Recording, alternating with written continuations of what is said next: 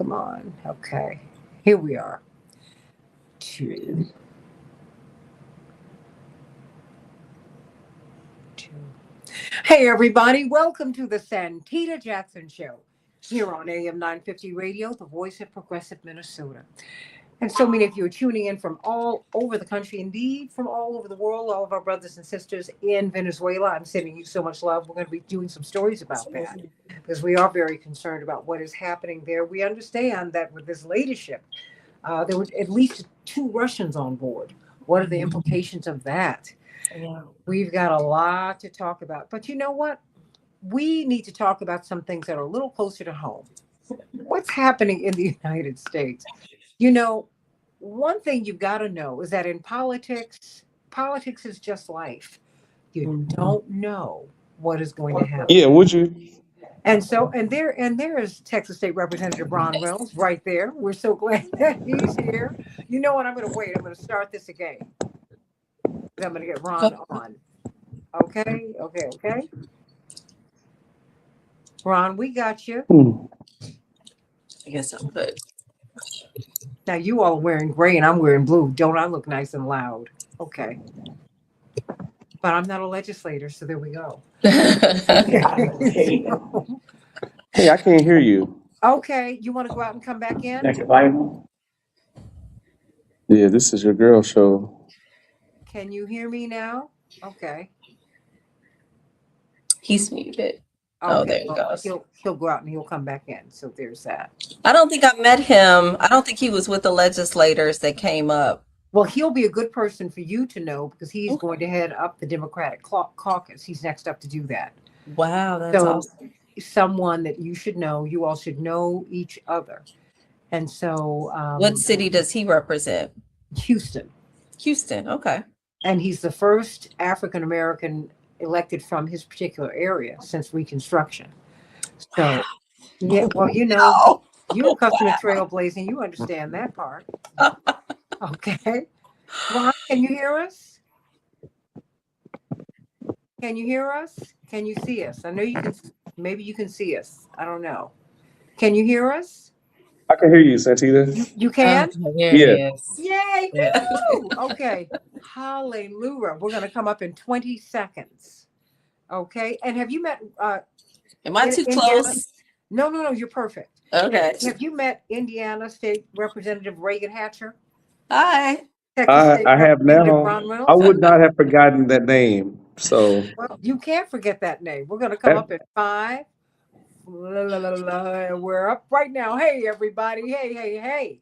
Welcome to the Santita Jackson Show here on AM 950 Radio, the voice of progressive Minnesota.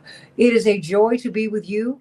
There is so much that is going on in the world. It's always hard to choose a story, but I think that given the fact that we're going into the 2026 election cycle and the 2025 election cycle has been so filled with so much upheaval, we've got to talk about what happened in Indiana because there's been a plan that has been put in place. We're seeing it acted out to seize the governments of different states. And this really was enacted in 2008. David Daley wrote about it in his book Rat Effed, the true story behind the secret plan to steal our democracy, a New York Times bestseller.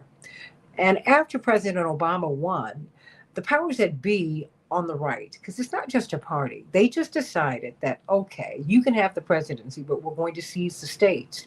And so Democrats, in turn, over that 8-year period, lost more than 1,000 seats. Governorships. We lost a lot of power. I think we took our eyes off the ball. We were trying to protect President Obama, but we forgot to protect ourselves. So we need to talk about that. But we are coming back. And some of that is, it's not even about a party. To me, it's about the people. The issues are pressing people to get involved. And we were hosting the Texas delegation this past summer because they were trying to let us know, look, the redistricting is starting here. We could lose several seats. Well, we were worried about that this summer. It turns out it might not happen. We just don't know. There are 900,000 Black and brown people who are unregistered in Texas. So we'll see where that goes. And so we've seen Ohio and other places around the country, Missouri, and we for sure said, okay, when we saw the new map, the proposed map of Indiana, we were going to lose 2 seats held by Black people. And we said, well, it's Republicans, so of course that's going to happen. What did they say? Was it Monty Python? One of the great comedians say, don't assume. When you assume, you make an ass of you and me. Don't do that, because the Indiana Republicans really surprised us in a big, big, big, big way. But we need to know the story behind the story. As we begin the show, and I want you to meet me on Blue Sky, santitajackson.bsky.social. X at Santita J, Santita Jackson and friends. Thank you all for passing the show along. And the Santita Jackson Show YouTube channel, you all are here. We are getting a lot of traffic over the course of days. Hey, Bernadette. Hey, Snowman, correctional officer for the lockdown. But I would like to send a special hug to Carl and Michelle Reiner's family. They were supportive of Reverend Jackson's efforts in California. I remember meeting them at the annual dinner that we used to have honoring our father, who was a big fundraiser. But he was known beyond all of that for being someone who was very progressive. And I remember him as a child on All in the Family. And he moved from there to becoming, he could have stayed there. His own father was an icon, Carl Reiner, who gave us the Dick Van Dyke Show, among other cultural gems. But he kept on going, kept on growing, and became a director of some of the most iconic movies of the modern era. One of my favorites, Spinal Tap. Yes, love it. When Harry Met Sally, who doesn't love that? My goodness, so many of the iconic moments in modern movie history he gave us. And it turns out that his son, who was very, very troubled, has been arrested in the murder of Mr. Reiner and his wife. You never know the troubles that people are dealing with at home. And it seems that the people who give us the most joy have to struggle with the most pain. So as they were getting prepared for the first evening of Hanukkah, this tragedy clearly befell this family. And so please pray for them. And let's pray for each other. You never know what people are going through. You really don't. So think about that. But we thank God that he came this way and gave us so much joy. The Princess Bride. Oh my goodness. You can't handle the truth. All of these things. He did so much. He left so much good behind and really fought for justice and equality throughout his life, and was quite forward about it and felt that he had the obligation to do it with the platform that God had given him. May peace be upon him, and may his memory be a blessing, as they say in the Jewish tradition. So let's talk about Indiana. What happened in Indiana? And I had to bring on Texas State Representative Ron Reynolds because, look, we need Indiana State Representative Reagan Hatcher to let us know just what happened. Just what happened here. And if her name sounds familiar to you, it should. One of the iconic mayors, really, of our political history, Mayor Richard Gordon Hatcher. In 1967, 3 Black men became mayors of major American cities: Cleveland, Carl Stokes; Newark, Kenneth Gibson; and Gary, Indiana, attorney Richard Gordon Hatcher. And what was so interesting was watching Mayor Hatcher, who was always so politically active, so progressive, and he paid the price for that. He paid the price for that. They created a new town called Merrillville, Indiana, because they wanted to take all of the resources out of Gary. And then they blamed him for that. But that was the site of our Black political convention in 1972. There's so much work that we did together. Indeed, he was someone, if you read in the history books about someone saying to Reverend Jesse Jackson, if not now, when? If not you, who? He was someone, he and Marion Barry were among the handful of elected officials and really dear, dear, dear friends who said, you must run, as Reverend was trying to get other people to do it. And they poured their resources into this campaign. That's the kind of man that he was. And we are so excited that his children, who are beautiful young women now, are carrying on this tradition. And so I'm so proud of her, because I'm like a big sister auntie, and I'm so proud of this young lady. And I had to bring on Texas State Representative Ron Reynolds so that he could hear this story of what happened in Indiana, because it was 180 degrees, or maybe even 360 degrees, for what happened in Texas. But the backstory, uh, Representative Reynolds, so fascinating, because well, let me just, the threats and all of that, just help us to understand, number one, what happened. And thank you for having me today. And thank you to Rep. Brown Reynolds for standing with your caucus in the Texas State Legislature. They came up to, a portion came to Chicago, and we got to stand with them. We I was crossed there. the lines. Oh, were you there? Okay. All right. And we got to stand with them in what they were doing at that time. And unfortunately for us here, we are in a super minority, so we do not have to necessarily show up for things to happen. But we really followed you all. We're still following you all's case right now, watching it go through the courts to see what exactly is going to happen.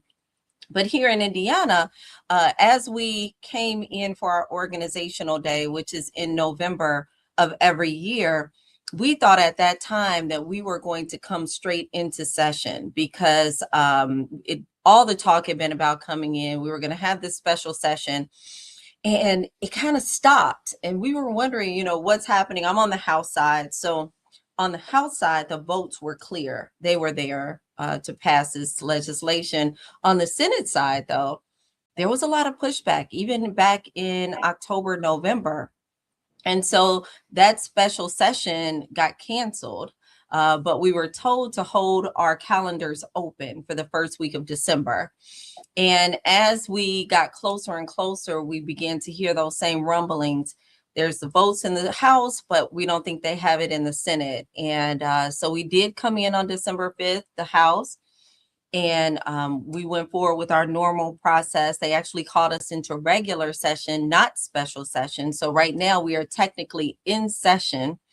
And so we came in the first week, the vote went through. We made a lot of great arguments for why it shouldn't. And there was wonderful floor speeches about just the state of Indiana and how both of those seats encompass majority areas, basically the two main minority areas in the state of Indiana. Where I live, Northwest Indiana, that's where Gary, Indiana is. And then in Indianapolis, Indiana. In the state, there are 9 total federal seats, and Republicans hold 7 of those 9. And so our 2 areas were the only 2 areas that had Democrat representation in Congress. In my area, Frank Mervan, and in Indianapolis, our only Black federal legislator here in the state, Andre Carson. And so this first week we came out, the House voted for it. It was a bit. It wasn't party lines. It was about 10 additional Republicans with our 30 Democrats, which made about 40 votes.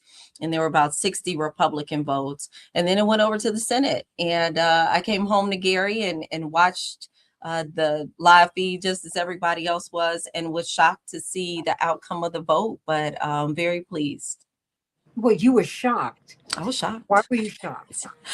Because we had heard so much about the pressure that was put on these Republicans by the White House. I mean, from threats of primary, even on it was very public, even on our governor. He tweeted a threat on our governor that he was going to primary him if he could not make this special session happen. Then also now he has gone after Pro Tem Bray on the Senate side. But even before that, I mean, calling not just the legislators, but the legislators' children, the legislators' grandchildren, telling them how they would be hated in their community if their grandmother or parent did not vote for this legislation.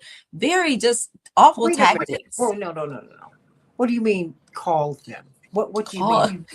It was quite outrageous. And for us here in Indiana, we are not necessarily we don't like to be bullied. I think that is kind of the bottom line. And those threats did probably more harm than good for the White House, because it really made people dig in when they saw these things coming from the White House. But actual threats about who would like them in the community, their friends wouldn't want to talk to them if they found out that their parent or grandparent was going to vote against President Trump. So just tactics, terrible tactics. And so they went after not only legislators, but children and their grandchildren? Yes, yes. And then we had the bomb threats and the swatting, the pizza deliveries. It just went on and on and on. What pizza deliveries? You have dealt with, because I'm trying to wrap my mind around this. What? Well, swatting is kind of when you get these fake calls to your house. So it could be the police. We had one legislator who had a domestic violence call come to the police regarding his family and his house. We had a legislator who got sent 20 pizzas or something kind of insane like that. It was quite awful.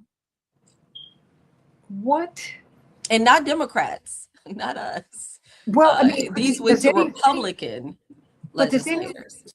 How did they react? I mean, what did they reach out to Democrats? Just given the fact that you are in the legislature, what did you hear? How are they reacting to all of this? Right. I mean, I think more than anything, they were disappointed because many of our Republican legislators, especially in the Senate, they represent areas that are very rural, very conservative. And so to have these things happen after speaking to their constituents, many held town halls during this time, speaking to constituents, what do you want me to do? How do you want me to vote? And the constituents overwhelmingly did not want them to do this. And so it was just, I think it was difficult for them because they felt like they were doing the right thing. Hey, I'm reaching out. If my constituents want this, I'll do it. If they don't, I won't. And many came back and said they just didn't want it. The community didn't want it. Why did the community push back upon this redistricting effort? What was it about it that didn't work, that didn't settle well with them? I think it was just, and many of them said they don't think it's fair. That was their kind of general statement, or they don't think it's fair. And I think everyone's used to having redistricting on the decade, just like everywhere else has always done. And to do it now just felt like a grab for power. Also, there was a lot of pushback from constituents on those sides talking about California. California has 40% Republican, but they only had, I think they have 8 congressmen there. But they said, but they do have some representation. And they knew if this happened, we're talking about 9 Republican legislators in the state of Indiana with a huge minority population that leans Democrat often. And I know you remember this, Santita. We went blue in 2008. The state went blue for President Obama in 2008. So that's not that long ago. And to say now we're going to have 0 Democrats just didn't seem right. Were you surprised in 2008 that the state went blue? I saw people come out to vote in 2008 that had not come out before. And it was a movement. It really was. But I always say when I go around the state of Indiana speaking to other Democrats, I say, if the Indianapolis Democrats came out to vote and the Northwest Indiana Democrats came out to vote, we would be a blue state. And that's the problem. So many people take voting for granted. It's so frustrating, especially growing up with Dad in the house and all the things that I saw them go through. It's just so hard to imagine people who just don't vote. But we could be a blue state very easily, very easily. Ron, that sounds like you in Texas. I mean, it's hard to, Reagan, it's hard to conceive of 900,000 Black and brown people who are unregistered. A large part of the reason that President Obama won was because Black people over-indexed in the vote. And that was something that your father and my father saw and pushed for in 1984 and 1988. That's right. They said, if we vote our numbers, we can win. That's right. So, and your father's position was the only person who can really inspire people to get out and vote is the person who's been doing it all along.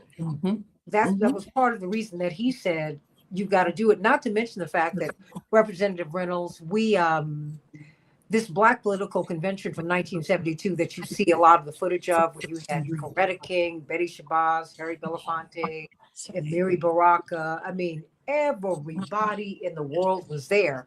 We used to do things together. The night before, one of the founding board members of Operation Push was Mayor Hatcher. And so we did a lot of things together. And I'm thinking of Louis Drinkard, Whitney Houston's cousin, right? That's right. That's right. Uncle Lou. Ride or die. Yeah, absolutely. And what we did, we had our first big fundraiser that Friday night at McCormick Place. It was 10,000 plus people. It was something called the Family Affair. And what we did was it was a soul food dinner. So people brought, well, this time they served ham hocks, greens, and blah, blah, blah. Okay, that was a lot for me because I hadn't really done that. But okay, I kind of got it. And the next year, it was even bigger. And people brought a picnic basket. Wow. And so you went from table to table and sampled everybody's food. I guess it was like a big Thanksgiving something. But that first Family Affair, Friday night we had the Family Affair. Saturday morning we had the Saturday morning forum. And then we went to Gary and had that convention. We were, Representative Reynolds, we were doing so much together. And I think that's why it was important that when you all made this run for freedom, you came to Chicago and you got a chance to see some people in Chicago and Gary so that you could be connected nationally so that, because that's the way that that's the only way that we're going to make progress. So what do you make of what she's been telling us, Representative Reynolds? I mean, the intimidation and all that, because you all faced that too. We did, and it brought back so many harrowing memories when my colleague from Indiana was speaking. First of all, Santita, I'm super excited about what they did in Indiana. I just like Representative was talking about. I was shocked. I could not believe it because the Indiana Senate Republicans had the audacity to do what other Republicans have been afraid to do, and that is buck Trump, stand up for what's right, what your constituents favor. Even when constituents say one thing, if Trump says another thing, they tend to do it. And when they don't do it, there is a backlash. And I really remember the swatting. And Santita, for those who don't know, it may sound like some harmless high school prank, but sending pizza deliveries to members' homes, let them know, I know where you stay. That's a message to let you know, I know where you stay. So don't think that there could not watch your back. Like, I didn't order a pizza. And if you're not there and your family's there, now you're worried about someone coming. We saw what happened to Nancy Pelosi's husband. We saw what happened to other members that have been assassinated and attempted assassination. So that threat is real. And when people are sending you a pizza, a delivery, and like they want you to do something and you don't do it, they're letting you know, I can come get you. So yes, it is very serious. And the threats to the children and the other family members is real. And I commend Indiana for standing up for democracy and protecting basically the process. I did not think that it would happen. Well, I remember we met a delegation while we were on quorum break in Chicago, and I thought it was like perfunctory. Like, yeah, I appreciate them fighting. We're cheering you on, but at the end of the day, they're going to roll over. But that they would roll over and that, okay.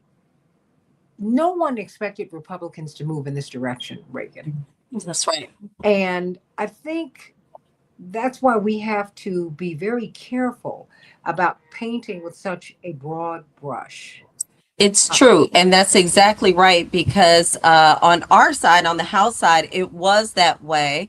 And we knew that the House would cave in. We knew that the speaker was for it. The leadership was for it. And even if they weren't on the House side, the House sticks together in their Republican caucus for the most part. But we did hold out hope for the Senate, because ever since I've been there, I always say the Senate seems like the more reasonable um, group, the more reasonable side of the state house. And so, and they're not afraid to go out on their own. I don't know if you saw this, Santita, but the day after this vote, the Republican caucus chair, Liz Brown, stepped down Yeah. from her leadership position.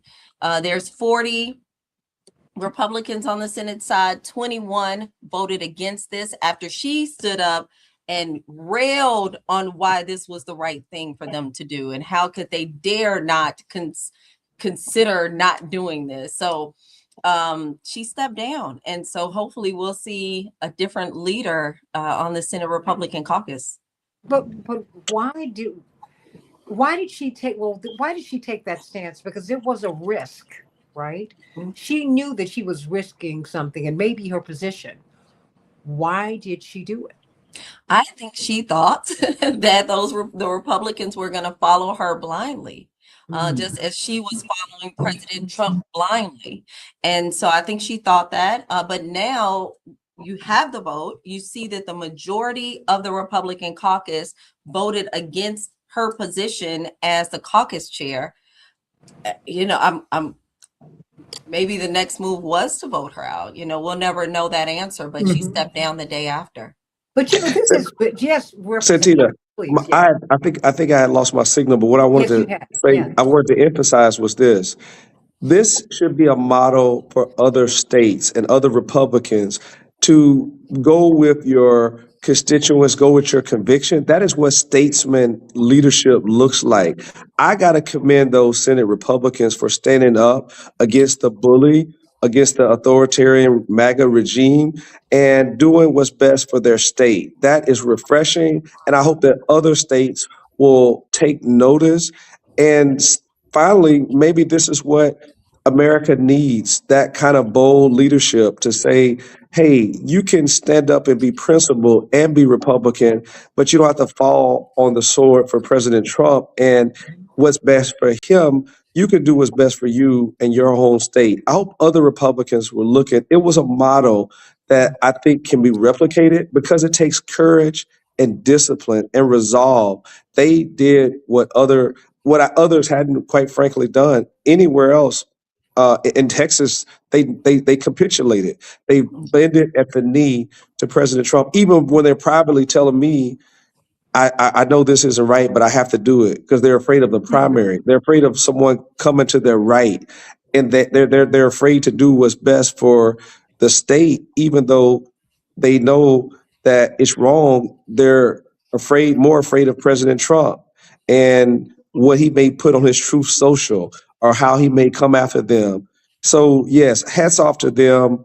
It was very refreshing to see, and I was totally shocked. Well, so many people were shocked that in this time the tail is wagging the dog, and people are now they're absolutely afraid to represent their constituents. But we're seeing that that's not new. It's just amplified right now. And so my question is, there is culturally, I think we have to look at the cultural differences, right? Because Indiana, the Midwest is a different kind of is different culturally than Texas, in that part of the country. It's not better. It's just different.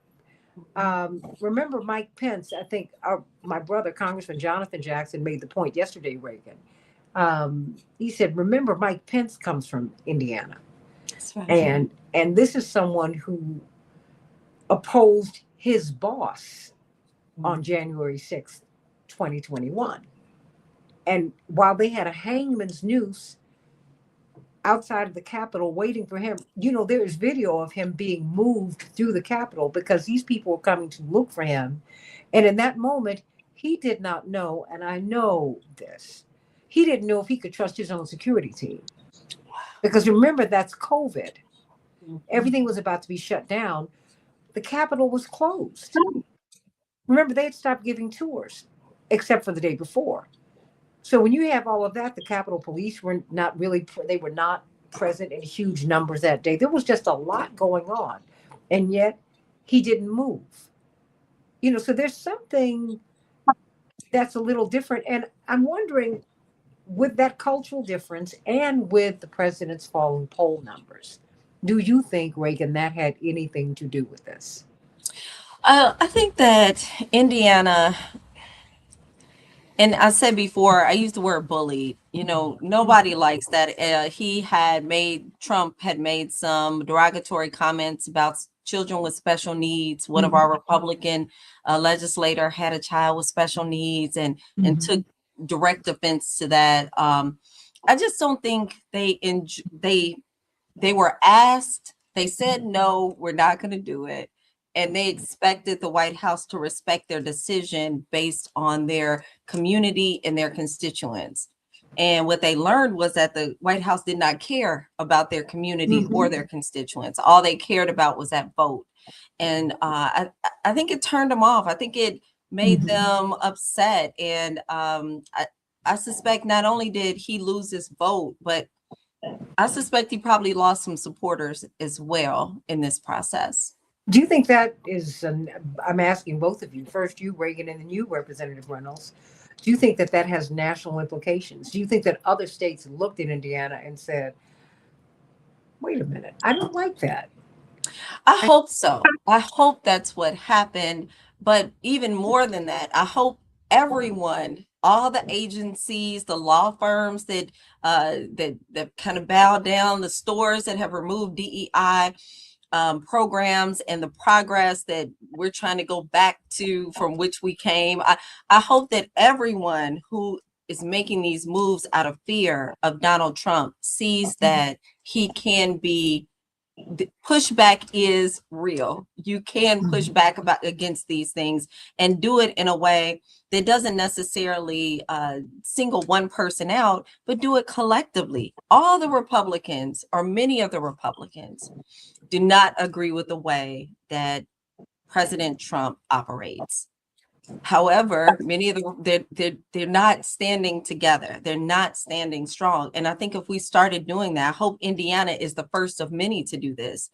But I think if that starts happening, we'd be in a much better position going forward. And these threats that are being made could be hollow. And I wonder what Rep. Reynolds thinks in Texas. Do you think it's the same? What if Indiana would have gone first? Would Texas vote might have changed? I don't know. That's a very interesting proposition. What do you think? Well, I tend to agree with Reagan has stated, and I think back to this quote from Nelson Mandela where he once said that it always seems impossible until it's done. I mean, like, no one thought, oh, someone's going to stand up to this 800-pound gorilla, because no one did it. And the people who did, he ran over, and then they all quit. Like Mitt Romney, you name it. Not Sarah, but the one, Dick Cheney's daughter, Liz Cheney, and then the other congressmen. They anytime they stand up, they lose, right? Or they quit. So this, to me, was a real catalyst, a real watershed moment, a real, like, did what others had dared to do. They were afraid and cowards. I think that's principled leadership. That's real representative government, where you are doing what's best for your constituents and not being bullied by the president. He doesn't have a vote in that state. He doesn't live in that state. Although he's the president, the president didn't want to respect their wishes. As Reagan stated, he was like, yeah, I hear you, but do this. No, but do this, do that. when we have the same conversations with my colleagues in Texas, like I said privately, like, yeah, I know, but I can't afford to go against President Trump because I will get primary. I mean, you should hear it. They're all afraid. They're all Santita. I'm like, these are long-term incumbents. It doesn't matter. They're all like, I just can't do it. I just can't do it. So that's not just on this issue, but every issue that they've capitulated. So it's refreshing to see, and I think that can be the catalyst for change across the country. We'll see, but I know that the vice president, he did his honest best to go to Indiana and whip the votes and did everything he could, and he wasn't successful. Mhm. And so I think this was a real test, and Indiana passed it. And hopefully, other states, when they're pushed, their Republicans will be statesmen and get out of their comfort zone and push back, and life goes on. And I think that this will be hopefully a new beginning. And I think it's not lost on me that during these special elections, Republicans that did terrible, right? They're paying attention to Trump's poll numbers, and the people who lost, and the people who won, they barely won. They didn't win with the 20 points. They maybe won in single digits. When you look at Tennessee and you look at other states where the Republican did win, they didn't win with the kind of momentum and the numbers they won in previous elections. So Republicans are looking at this, and they know that they're going to face these same voters in the midterms. And so, are you going to be more responsible to your own constituents or Trump? And I think those senators chose their constituents. Well, what do you think can push people? Because people, Reagan and Ron, the two R's. I named my daughter Reagan. They're all. Oh, that's awesome. Is it spelled the same? It has an A. Okay. Reagan. Oh, I love it, but it's a beautiful name. Help me to understand. What do you think could push people? Because I don't. Is it falling poll numbers? Exploding health premiums? Come Well, the beginning of right. And I don't know if you all have heard, but Illinois, who is right next door, and basically, I mean, we are in the Chicagoland area here in Gary. They are threatening now to take away SNAP benefits and Section 8 benefits to the residents there because they will not turn over their list with background information about them. They're saying that many SNAP recipients are on undocumented, and so they are trying to take that away from Illinois because Illinois will not comply with this request. So what we're finding is that nothing has made people more angry than when they thought that their benefits were going to be cut. And that's just not benefits like SNAP or Section 8, but also benefits like Social Security, things that people depend on every day to live. And so I think that's a big part of it for the everyday citizen. They're watching the healthcare costs, Obamacare being the subsidies not being extended. I think that's huge for people, especially people who are older or people who are ill. They need that. People with sick children, people with sick parents. So I think those have been the things that have gotten directly into people's homes. As for politicians, I think politicians or elected officials are looking at Trump's poll numbers and trying to figure out what is going to happen to me. I ran on Trump. How am I going to get reelected 2 years from now? And so I think it's different strokes for different folks for sure, but all of it makes a difference. And these small wins, like what happened in Indiana, it shows a reduction in his power overall. So I think all of it makes a difference. Well, I mean, Representative Reynolds, what do you think? Now there's speculation that the 5 seats that were supposed to go to the Republicans, that it might not shake out that way. I mean, what is going on in Texas? That's exactly. that in doubt. Talk to us about that. That's exactly right, Santita. Those maps were passed based on what happened in the last election for President Trump, particularly those Hispanic men that voted overwhelmingly for the Republicans. They favored Trump by a wide margin over Kamala Harris, and then they voted Republican down ballot. Well, we've seen a shift with Trump's overemphasis on these ICE raids, Mhm. with cutting, as you know, Representative was just talking about SNAP benefits. This obsession with diversity, equity, and inclusion that doesn't just hurt blacks, but it hurts Latinos. And many of the economic issues that he ran on, that they believed, including the economy, he ran on lowering the price of food and groceries, particularly those precious eggs that they're talking about, gas, inflation, these tariffs.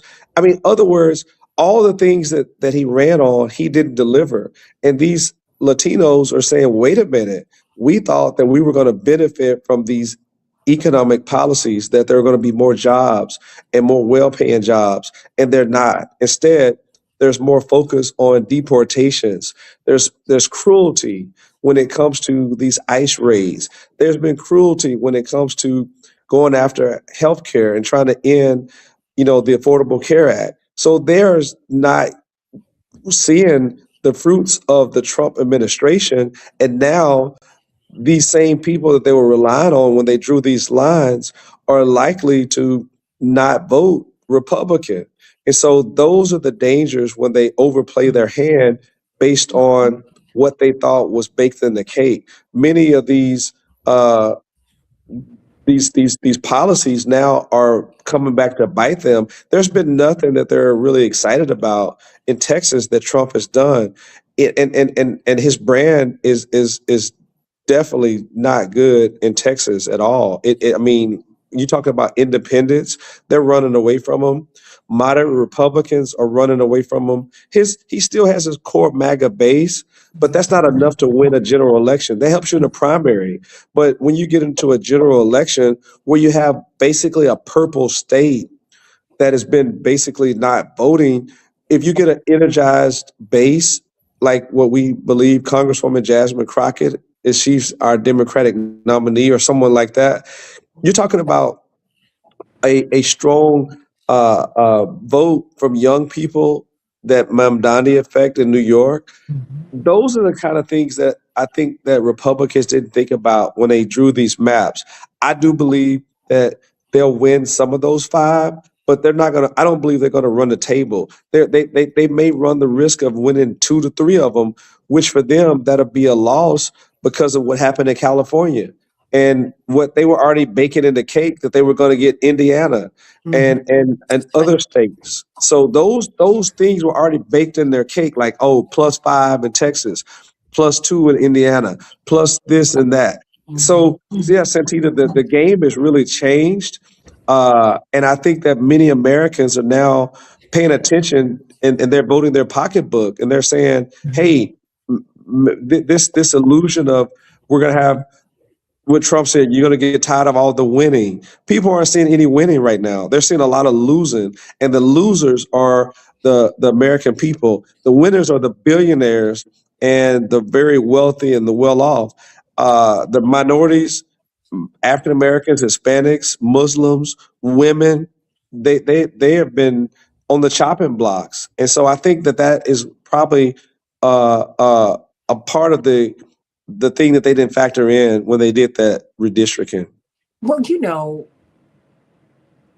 s- speaking of your own self interest and just watching the policies now begin to settle in on people. In Indiana, most of it is rural. And I'm wondering how the tariffs might be playing into this, with people calling these representatives and saying, wait a minute, I need you to go in another direction. Yeah. Because talk to us about tariffs. I mean, because these policies now we're beginning to live with. I'm wondering what's going to happen when these premiums explode. I'm hoping that does not happen, but it Well, seems that it's seeming more and more likely by the day. Well, what's really interesting, especially here in Indiana, we're farmland. As I said, Northwest Indiana and Indianapolis are basically the two main urban centers of the state of Indiana. And so the rest is really farmland. And if you think about farmers don't have health insurance from their employer. They are on the ACA. Many of them are part of the ACA.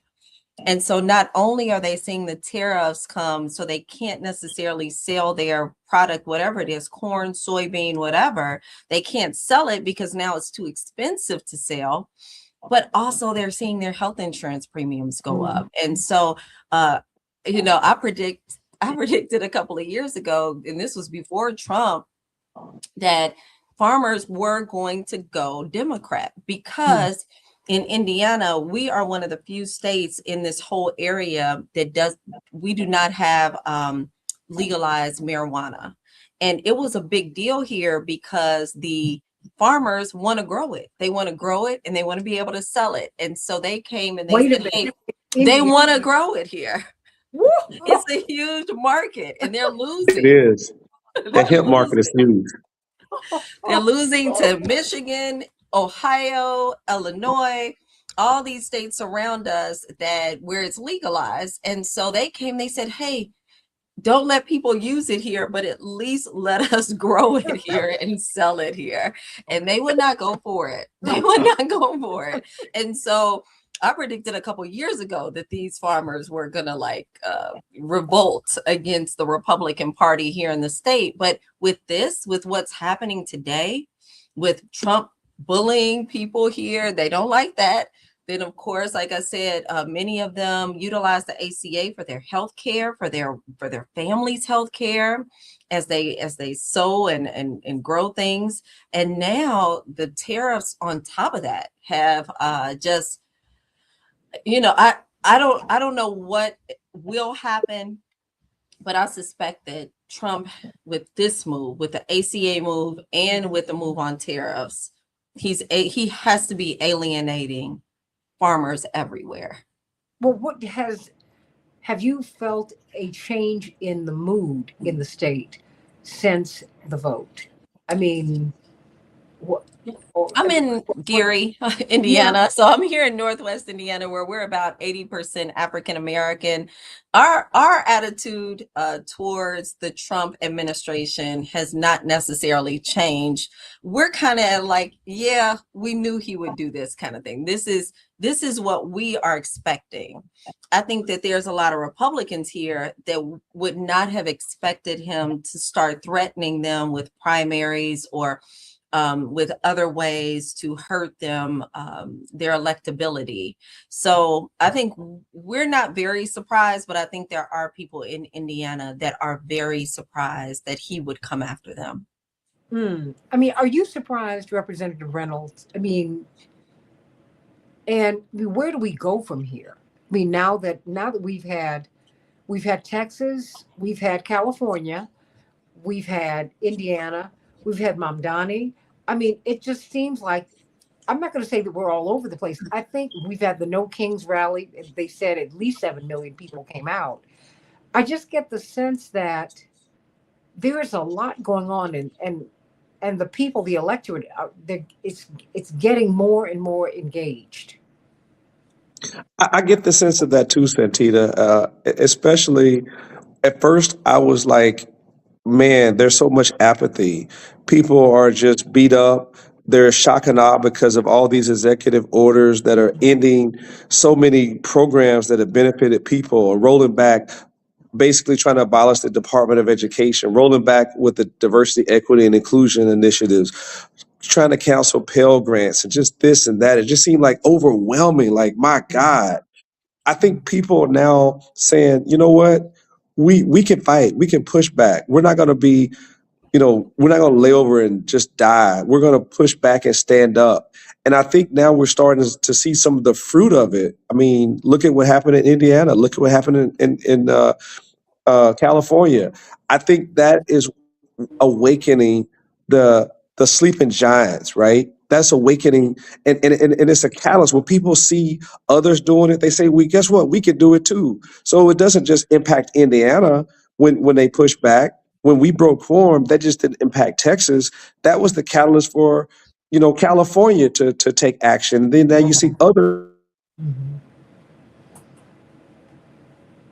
Well, I mean, he makes a point. He froze, but we will get right back to Texas State Representative Ron Reynolds. Do you get the sense that people are getting inspired? I mean, Well, beyond Gary, beyond Indianapolis, where you have right. these black pockets, right? Um, and I mean, do they even? Let me take a step back. Do they know their strength? Well, I think they're learning. And I think that these issues that Rep Reynolds just brought up about, just day to day, everyday issues that impact the everyday American, as they see him taking these things away, Pell Grants, not just that, but he's trying to figure out how to not forgive student loans after you work in government or nonprofit. He's telling nonprofits that they're not really nonprofits because he doesn't believe in their mission or their message. And so I think all of these things that are impacting people is what will make them go out and vote. Those are the things I wish everybody voted all the time because Mhm. it's just what they should do.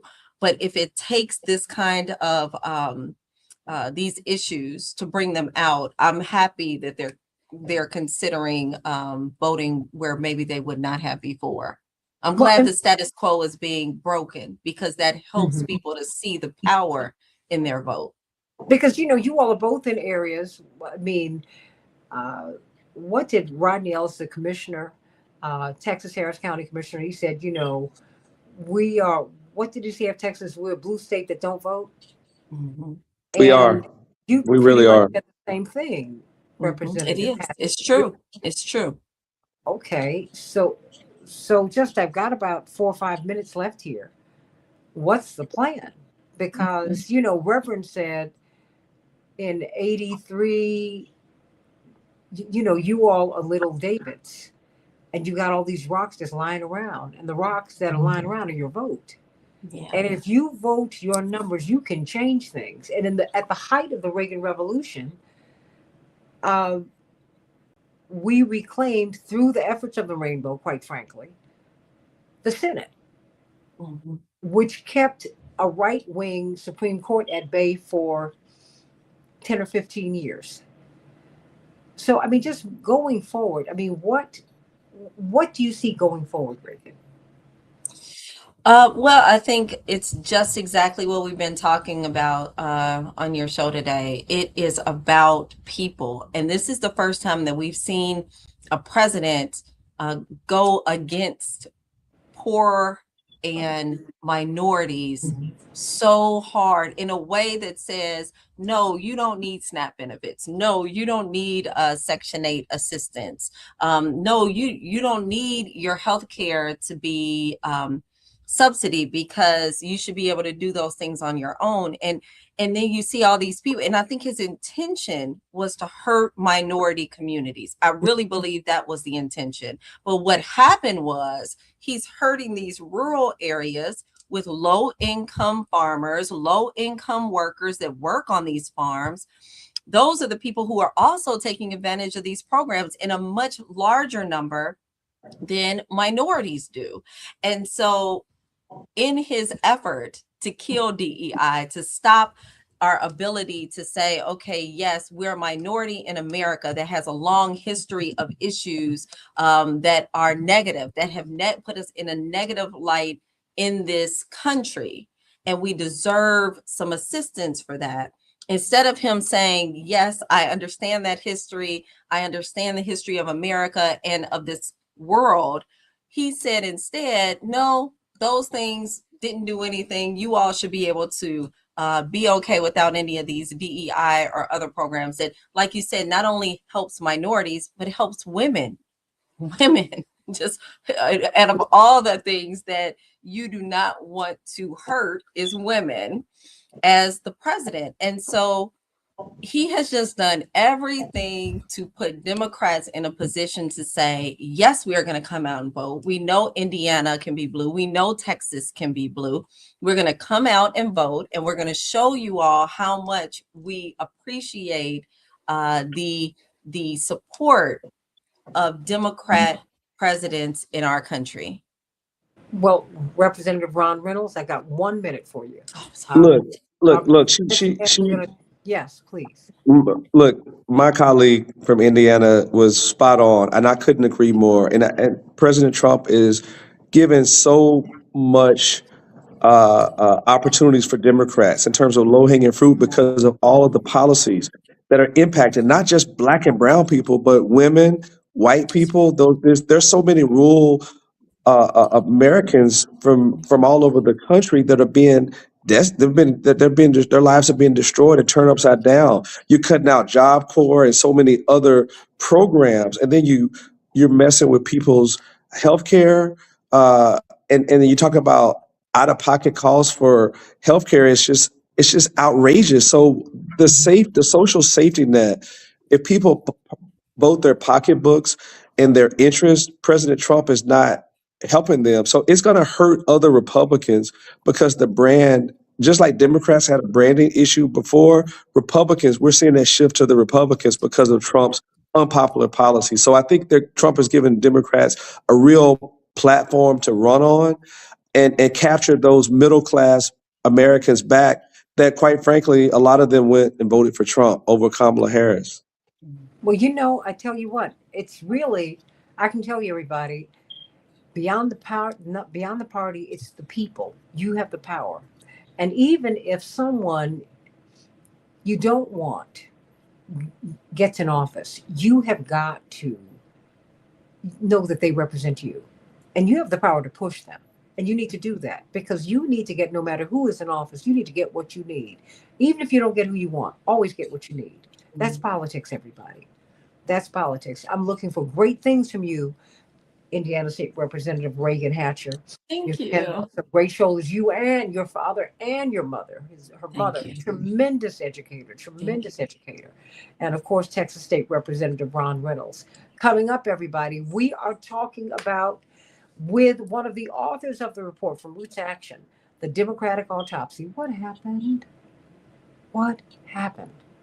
A whole lot happened. And you know what? We knew it in real time. Let's talk about it on the Santita Jackson Show in 1 minute.